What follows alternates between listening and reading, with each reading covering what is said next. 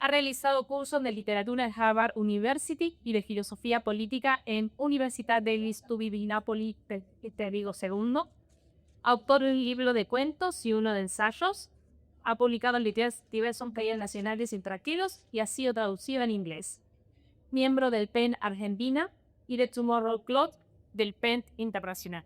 Dicta talleres de literatura en distintos espacios culturales. De su columna, Laberintos y Bibliotecas, en el programa Nada Urgente de Radio UBA, habla de libros y literatura. Colaborador de Festival Borges, director de Uteca Revista, y pueden seguirlo en Instagram en @queremoslibros, donde también comparte reseñas y contenido literario. Gracias, Francisco, por la entrada. Bueno, bienvenidos, muchas gracias. Borges vieron que siempre tiene esta cosa que siempre nos pomboeos. Hay algo en Borges que para nosotros que estamos todo el día hablando de Borges. Yo siempre hago el chiste de doy charlas sobre Borges para que no me echen de mi casa, ¿no? Para que no se pudra ante mí hablando de Borges. Y siempre parece que a veces podemos pensar, sobre Borges ya está todo dicho. ¿Qué más hay? Y justamente lo que lo convierte a Borges en un... ¿Ahí me oyen bien? Sí. Lo que lo convierte a Borges en un clásico, un perecedero, es que siempre hay una lectura nueva para saber, tanto de su obra como de su vida. Pues mi propuesta es, brevemente, el Borges lector antes de los libros. ¿Sí? Todos recordamos esta frase de Borges. Me será permitido repetir que la biblioteca de mi padre ha sido el hecho capital de mi vida. La verdad es que nunca he salido de ella.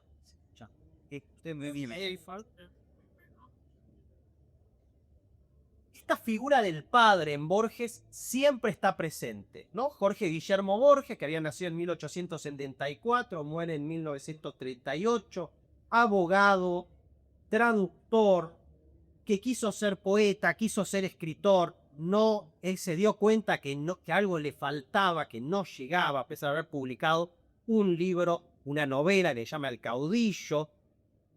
Él era entrerriano, entonces es una novela un poco filosófica, un poco medio psicoanalítica, porque él da clases de psicoanálisis y filosofía en inglés. Viene con esta onda un poco Dostoyevsky, pero no es una buena novela. Y él le pide en algún momento a Borges, dice, cuando vos seas grande la tenés que corregir. Algo que Borges después se va a repetir, va a decir, yo nunca lo hice, lo tenía que haber hecho. Entonces Jorge Guillermo le va a transmitir esta ocasión literaria, este sueño frustrado a George. Vieron como el padre que lo obliga al hijo a jugar al fútbol o al tenis, porque se quedó con ese sueño, bueno, lo mismo. Pero bueno, a George le fue bien, no lo traumatizó. Pero tenemos siempre esta idea de que don Jorge Guillermo Borges es el erudito, el que transmite la literatura, ¿no? La biblioteca, una biblioteca predominante de autores ingleses o de autores extranjeros, pero en inglés, donde por ejemplo iba a aparecer una rareza en un país de habla hispana, que es el Quijote en inglés. No, eso es una rareza. Borges dice que él leyó primero el Quijote en inglés, que ya de adolescente, ya viviendo en Europa, lo lee en español y le parecía una mala traducción, ¿no? El padre va a tener mucha influencia en la cuestión pedagógica. Jorge Guillermo, como era anarquista spenceriano, o sea, a grandes rasgos, no cree en nada de lo que hace el Estado, cree que no tiene que existir, solamente un mínimo de organización, cosa de que el hombre no se convierta en lomo del hombre. Entonces él no quiere que sus hijos vayan a la escuela, por más que en la escuela pública era laica. Había dos cuestiones que a Jorge Guillermo Borges como anarquista le molestaban. Uno era que se enseñara el culto a la patria, jurar a la bandera, todas cosas que los anarquistas dan en desacuerdo, y que además, a pesar de ser escuelas públicas laicas, en la mayoría de las escuelas se solía rezar el Padre Nuestro, alguna oración, eran visitadas por los curas, por monjas, por más que fueran laicas, que no fueran confesionales. Entonces, él no quería. Borges y su hermana Nora se van a educar en la casa, por una institutriz inglesa. Y esto es muy importante también porque es una casa donde se habla el inglés. Es una casa en Palermo, donde se habla en inglés. El idioma predominante es el inglés, ¿sí?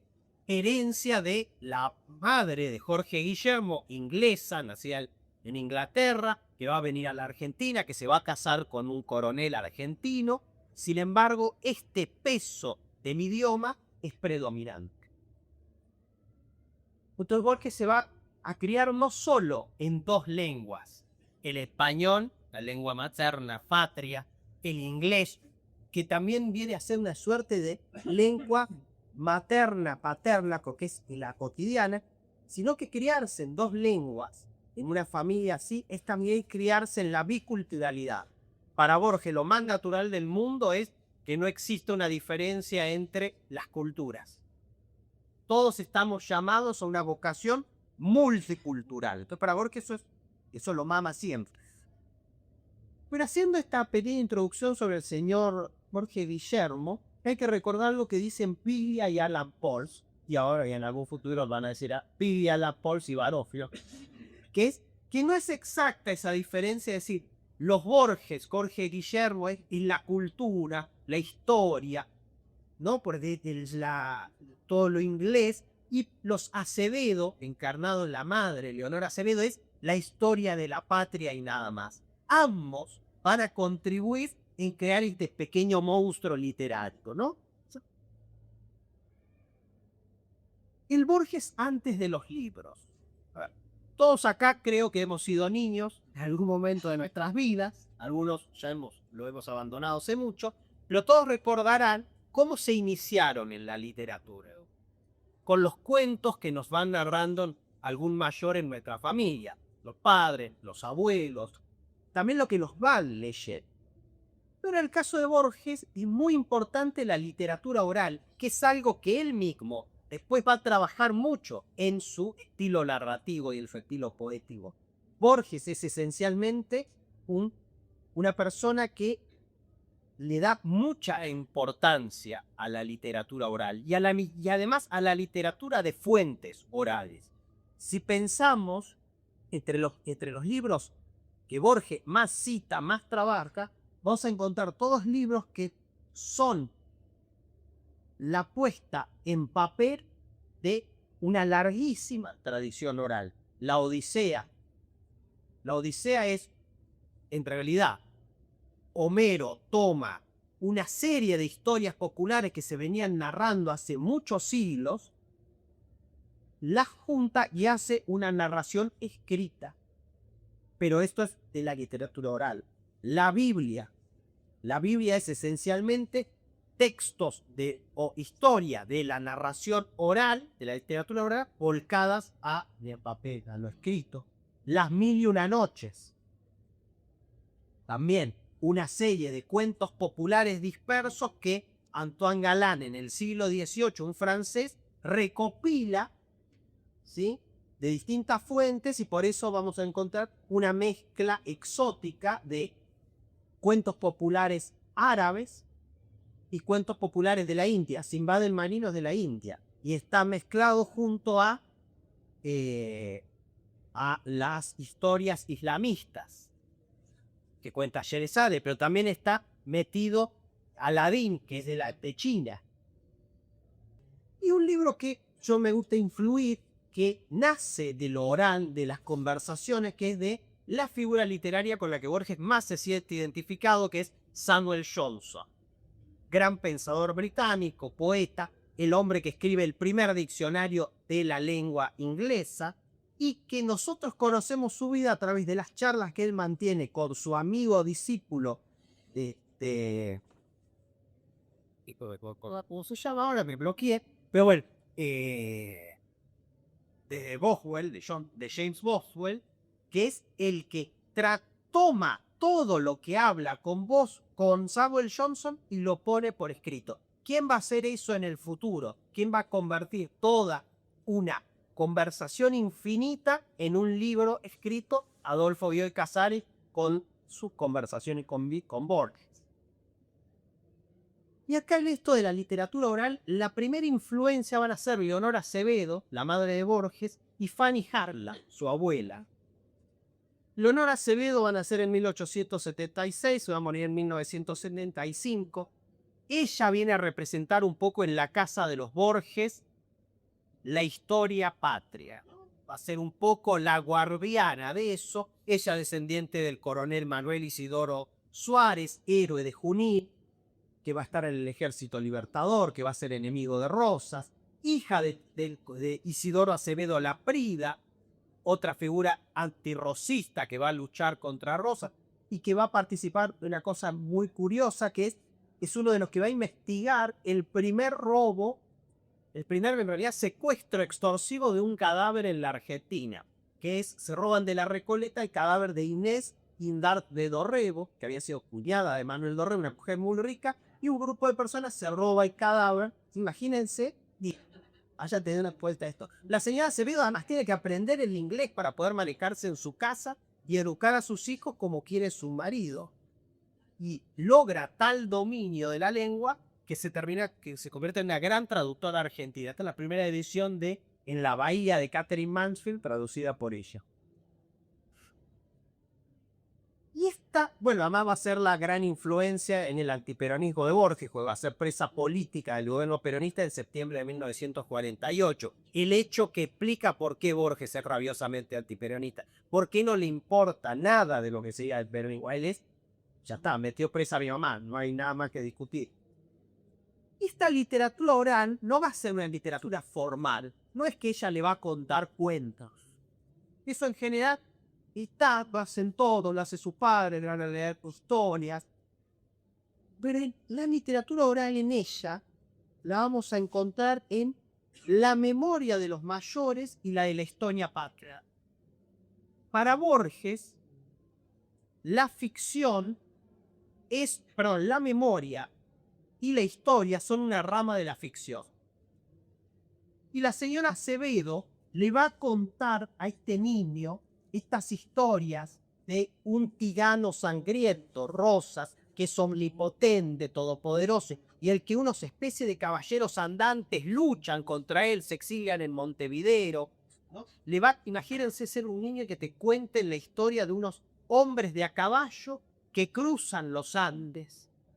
Unos hombres de a caballo que guerrían en un desierto contra unos indios salvajes, porque sé que ellos vienen con toda esa formación. Y estas similitudes, si uno lee este libro, que son las memorias de Leonor Acevedo, yo antes de dedicarme a Borges me dediqué mucho a Rosa, yo hacía el enemigo, así que hoy los tengo en la biblioteca por separados, en cuartos distintos, sobre todo porque el restaurador es medio jodido, como es Giorgi. Pero si uno empieza a leer las memorias de Leonor Acevedo, que nace en el año 76, 1876, yo soy malo para las matemáticas, pero son 24 años después de la caída de Rosas y apenas un año antes de la muerte de Rosas en Southampton, nos vamos a encontrar que ella no vive esa época. Y muchos de lo que ella cuenta, que es lo que ella le va a contar a Borges, lo rastreamos en la literatura. Está en, por ejemplo, libro que hizo muy antirrosista y que se llama Rosas, Diabluras y Curiosidades del Tirano, de 1858, de Federico Barbará, en El Facundo de Sarmiento, en La Historia de Rosas, de Manuel Bilbao, en Las Tablas de Sangre, de Rivera Intarse, en José Mármol, en José María Estrada, en Eduardo Gutiérrez. Ella le cuenta como vivencias propias, como parte de la historia, cosas que ella va sacando de una literatura que no está pensada como ficción, como literatura, aunque son historias exageradas. Rosas siempre es el monstruo que juega con la cabeza de un degollado, ¿no? Y desde el otro lado, Frances Anne Haslam, la abuela Fanny, que nació en 1842, murió en 1935, hija de un pastor metodista que viene a tratar de evangelizar las nuevas tierras americanas. Ella va a llegar a la Argentina en 1868 y 1869, lo se sabe bien. Va a pasar 4 años en un fortín en Junín, en lo que era el desierto, con su sueño de tratar de evangelizar a los indios. Ella ya casada con el coronel Borges, el abuelo de Giorgi. Tiene una historia muy curiosa. Ella va a ser una de las que le va a dar albergue a las maestras norteamericanas que va a traer Sarmiento. Y ella va a plantar un granito de mostaza, vamos a usar esta alegoría bíblica, un granito de mostaza en Borges, porque ella le lee la Biblia y le cuenta las historias de la Biblia. Ella trata obviamente de infundirle el temor de Dios, ¿no? La fe. Pero en un niño la Biblia es un libro con cuentos, con historias, que no son más irreales que las de alguien que lucha contra un dragón, que un hombre invisible, que un hombre que huele una alfombra mágica. Y este granito de mostaza, que es una cita bíblica, ¿no? Dice, porque yo les aseguro, si tienen fe como un grano de mostaza, dirán a esa montaña, muévete y esa montaña se moverá. Imagínense en un niño que le digan, la montaña vos la movés. No es la fe, es una historia de ficción. Borges en algún momento va a decir, a Chibel le cuenta a su abuela la Biblia en inglés. Borges va a decir, para mí la Biblia es un libro de la ficción británica. Y esta influencia para mí va a tener una cosa fundamental en toda la obra de Borges. Yo creo que cuando Georgie no pudo no pensar esto, cuando la abuela le lee el inicio del Evangelio de San Juan, un evangelio que es muy importante en el mutuo protestante, que dice, lo voy a leer en castellano, lo voy a traducir así en el aire, pero en el comienzo solo existía la palabra, y la palabra estaba con Dios, y la palabra era Dios. Dios la palabra estaba con Dios en el comienzo, con lo repetir, a través de la palabra todo fue creado. Este poder creador de la palabra es fundamental en la obra de Georgie, donde todo lo que no está escrito no existe. Así que voy. Les voy a, para terminar, Borges tal vez no se dio cuenta de esta influencia. Y me parece que viene al caso una frase de Tolkien, que cuando cuenta de dónde se inspiró para escribir El Señor de los Anillos, él dice que, bueno, que no es, tal vez él no fue consciente de todo lo que estaba dentro de él al momento de escribirlo, y dice, historias como esta crecen como semillas en la oscuridad, alimentándose del humus de la mente. Todo lo que uno ha visto o pensado o leído y que ha olvidado hace tiempo. Así que bueno, el pequeño Georgie creció por historias de lámparas mágicas, de hombres tragados por ballenas, de minotauros, de sombrereros locos, de caballeros que luchaban contra dragones y de hombres invisibles. No menos fantásticos ni menos reales le habrán parecido en los cuentos de su madre esos militares de a caballo que cruzaban los Andes, que guerreaban contra un tirano que todo lo ocupaba y que se lanceaba contra bestiales habitantes de Gondesca.